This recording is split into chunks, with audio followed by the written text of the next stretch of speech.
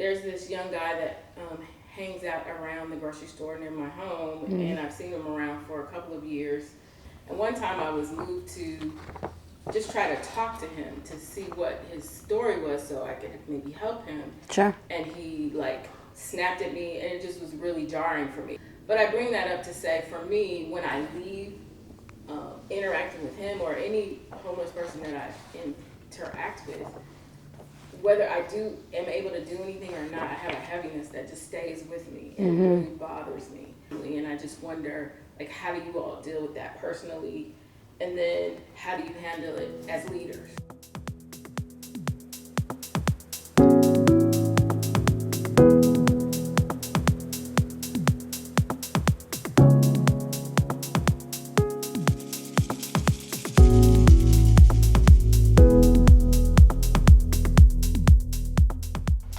So it's a part of me that feels very strongly that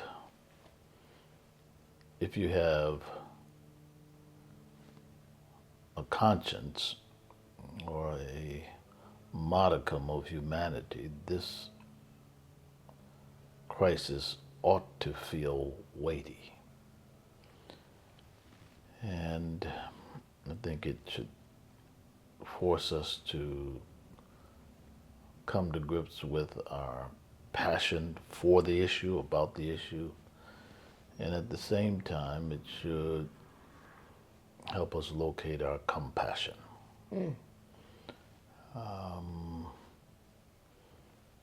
Yeah, has to be weighty. I agree with that, and what really resonates for me is, Supervisor, when you said that we cannot separate passion and compassion. For me, I don't know how to turn off the weightiness. I think for all of us, it hurts to see a fellow human without shelter. And I think as we think about our services in this space, I notice that it's often one of two ways. Either that for some of us, we're able to channel it into servant leadership. And for some of us, there's a disconnect for probably two reasons. One, it's painful to see our fellow humans suffering. Two, when I see a fellow Angelino suffering, can it beget the question of, could that be me? And so I think for myself, I've noticed, and maybe, I'm thinking this resonates for you as well, but that servant leadership really is the only way. But what does servant leadership mean?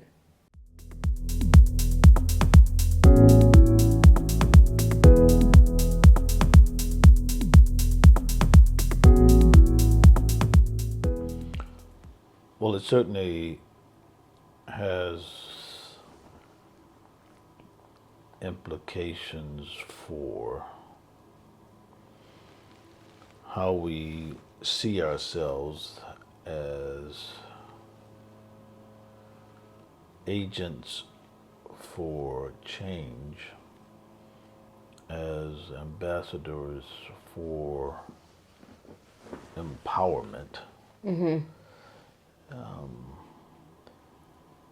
Servant leadership has to embody all of that, and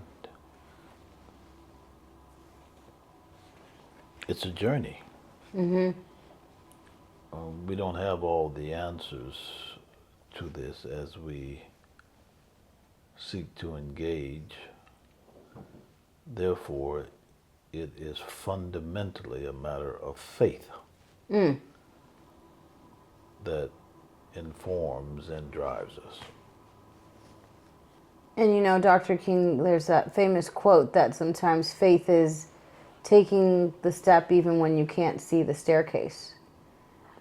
Yes. Biblically, it is the substance of things hoped for. The evidence of things unseen. So when we think about servant leadership, Supervisor, I think about longevity. It's a marathon. And one, I want to acknowledge and thank you, because you've been on this marathon for upwards of 3 to 4 decades. The marathon continues. You know, homelessness continues to be, as you've shared, the moral crisis of our time. How would you encourage new leaders to grow into servant leaders? What are some, I guess, best practices so that we can make sure to continue this marathon until this crisis is fully addressed?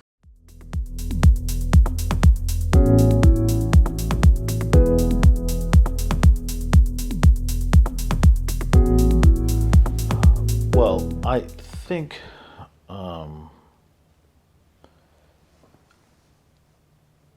the matter of homelessness and our attempts to address it has to be seen for what it is.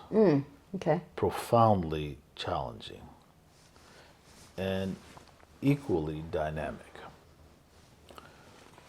Therefore, it's not the same today as it was yesterday. So part of leadership means a constant reassessment of the issue that's being addressed. But there has to be, as a component of servant leadership, continuity, staying power, an ability to renew one's perspective, one's strength, one's energy in the face of very challenging circumstances. So the question is, how do we maintain our equilibrium against one of the most fundamentally demanding issues that will not self-correct? Right. That's what we are contending with. Now, having said that, how do you cause it to be an invitation rather than an intimidation? Sure. That's where I believe the creativity and the sense of fulfillment and commitment enters the equation. I think for myself that's something I could work on, because in my mind I don't understand why any Angelino would not want to address this crisis, and you know, we all have room for growth. So Yes. there's mine. In some sense I do understand, but in many ways I don't, right? Because it's one of many issues. It's not the only issue with which people are contending in their Right. daily lives. Sure. And it is a lift. To deny that is not to confront the profundity of the crisis. Sure. And that gets me into thinking about intersectionality. When we think about solutions to serve our unhoused Angelinos, and we think about intersectionality, we recognize that when one Angelino is unhoused, it impacts all Angelinos, right? And so I do think about, you know, some landmark legislation and innovation. So thank you for that. But I think about intersectionality in terms of how do we support more intersectionality in terms of homeless solutions that range across not only our nonprofit community and services, of course, with our elected officials and public officials, but other aspects and industries like entertainment, like the arts, just private sector. How do we approach this intersectionally?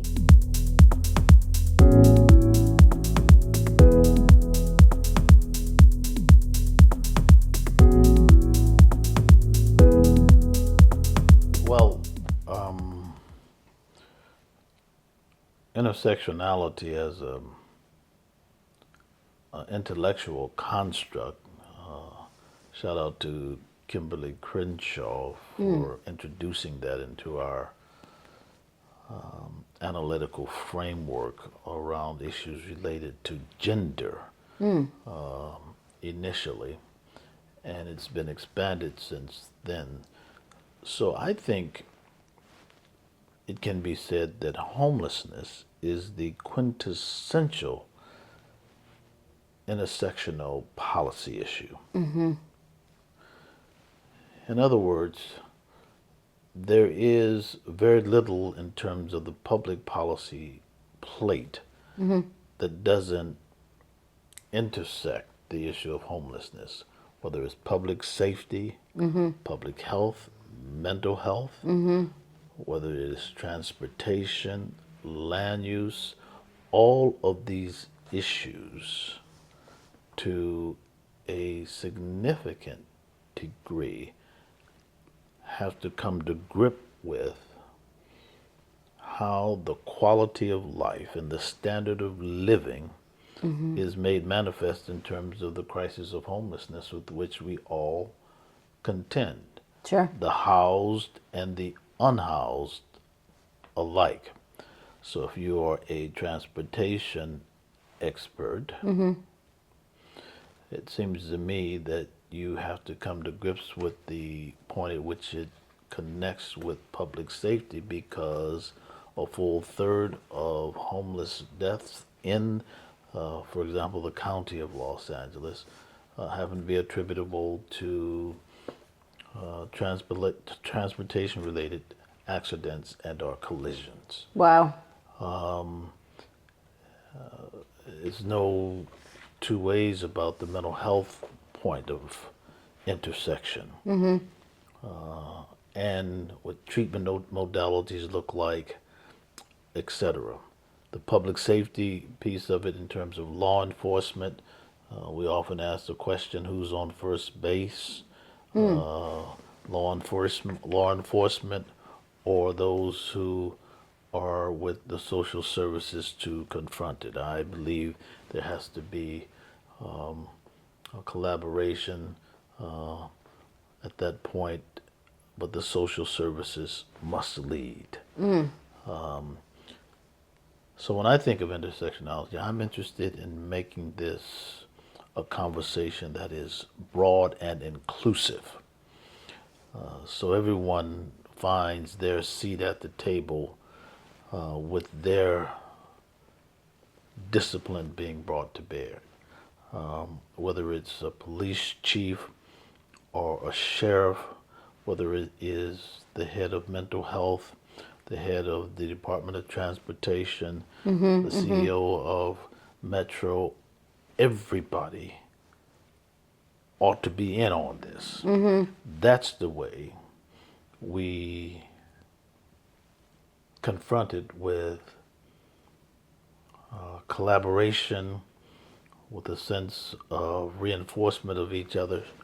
I describe this as an army for good, in which there can be no conscientious objectors.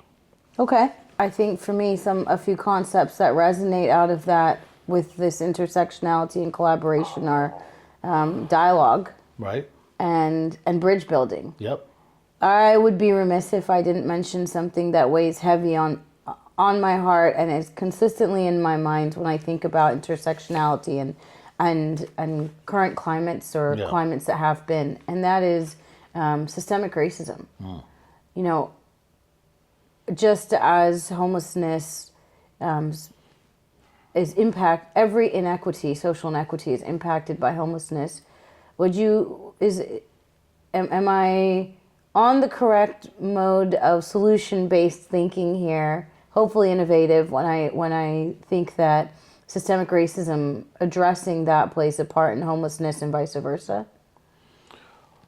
Well, there's no question that one of the leading factors, if not the leading factors, that contributes to homelessness is the issue of racism, institutional racism, personal racism. But it's not exclusively racism, but it is predominantly that. The data holds up pretty solidly in that connection.